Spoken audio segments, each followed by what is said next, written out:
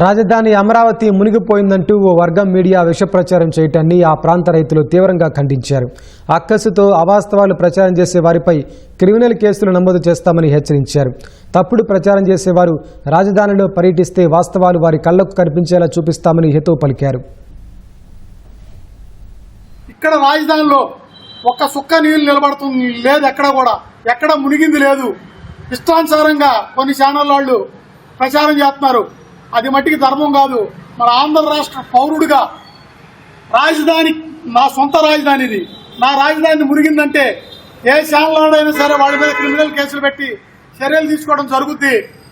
ముఖ్యంగా కేఎస్ ప్రసాద్ అనే అతను ఇష్టం వచ్చినట్టుగా ప్రచారం చేస్తున్నాడు. క్రిమినల్ కేసులు పడితే చాలా జాగ్రత్తగా ఉండండి. రాజధాని వాసులుగా కాదు, ఆంధ్ర రాష్ట్ర పౌరుడిగా హెచ్చరిస్తున్నాం.